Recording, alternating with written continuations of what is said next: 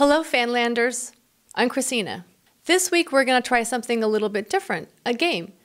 So watch for that, because it's coming up soon. Episode 12 opens with Claire explaining some of the wonders of 1945. I loved Jamie's curiosity and marvel. And that brings to mind, it's a bird, it's a plane, it's Superman. No, actually, it's Jamie and Claire. Home sweet home. After a time of writing, they finally reach Lallybrock.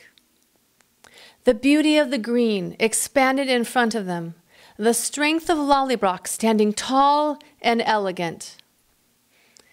Adored Jenny's expression when she finally realizes Jamie has returned. It caught her off guard in a good way. I loved the tenderness between Jenny and Jamie as they embraced, their bond and love for each other fully witnessed. Then Jamie goes and ruins it. A quarrel ensues. From this encounter, I will leave you with Jenny's line. I imagine she's more familiar with your balls than I am. That line had me cracking up. Sweet Ian says later in the show, their hearts are as big and soft as their heads are thick and strong. I think that sums up the Frasers.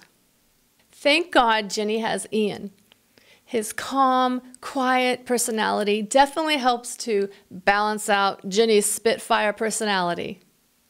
Jenny does not take well to Claire, and she seems very annoyed by Jamie's "I'm the Laird" attitude. I'm the Laird, you know. After some prying from Jamie, Jenny recounts the day when Blackjack almost rapes her. I was shocked by the lack of the modesty patch. It did help to make the scene that much more intense, but I have to say I was a little distracted the first time I watched it. I kept thinking about Tobias, the actor, not Blackjack, the character. And those thoughts being, what a brave man. The desaturation of the color helped to emphasize and portray the anger that we saw in the storytelling of the attempted rape in a very strong and poignant fashion. Bravo to the cinematography. I have to ask, who was surprised by the visual intensity of this scene? And here are some of the fans' thoughts. Maxine, I definitely wasn't expecting it, mainly because TV doesn't go there anymore unless they're approaching softcore status. This was tasteful and shocking. It brought what we had in our minds from the books to life. Fast forward to Bree on the boat, I think we're in for a roller coaster.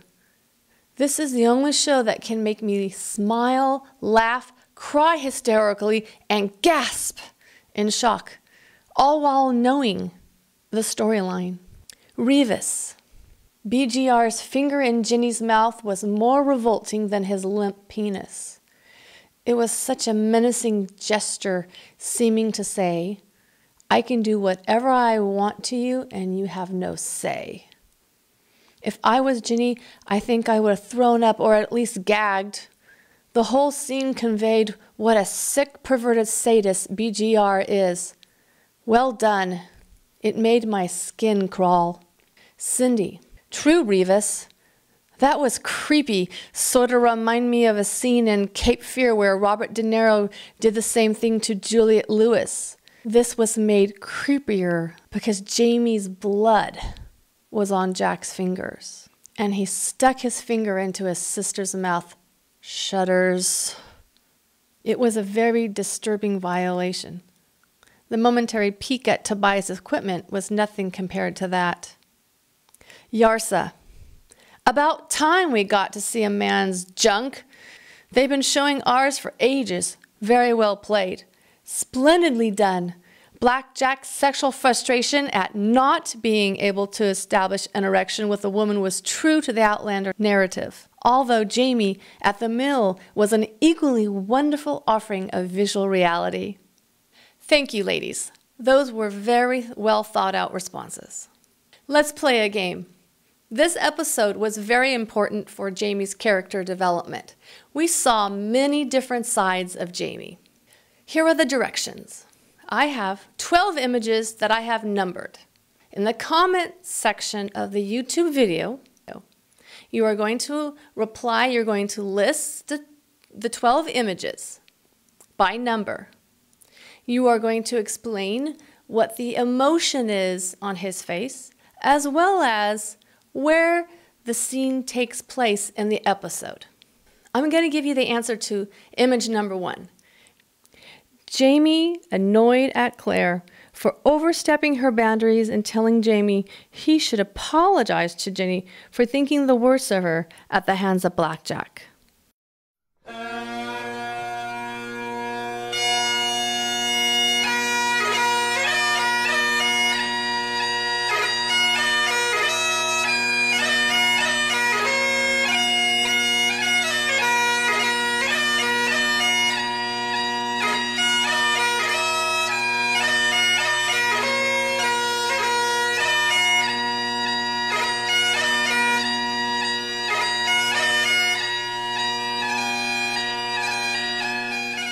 Claire says, "Here's the hair of the dog."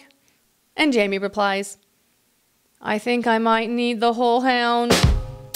Stop the presses. When Jenny sees Jamie's back with his scars for the first time, it all comes into perspective.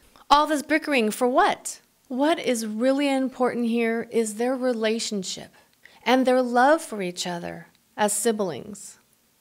I couldn't help but laugh when Jamie says, "Jenny, will you turn around before my cock snaps off?" Oh, aye. Jamie measures up. Claire has to kick Jamie a bit harder. Some words of advice from gentle, sweet Ian. Finally, Jamie comes to his senses. He realizes that, well, he had better collect those rents, and he needs to take a more humble position. You can't come waltzing in and turn everything upside down and expect everything to just run status quo. Jamie visits his father's grave, and Jenny joins him. What a tender moment between siblings. "And if your life is a suitable exchange for my honor, tell me why my honor is not a suitable exchange for your life." Later that evening, Jamie and Claire are in their room. And Jamie tells Claire that he loves her, and Claire tells Jamie the same.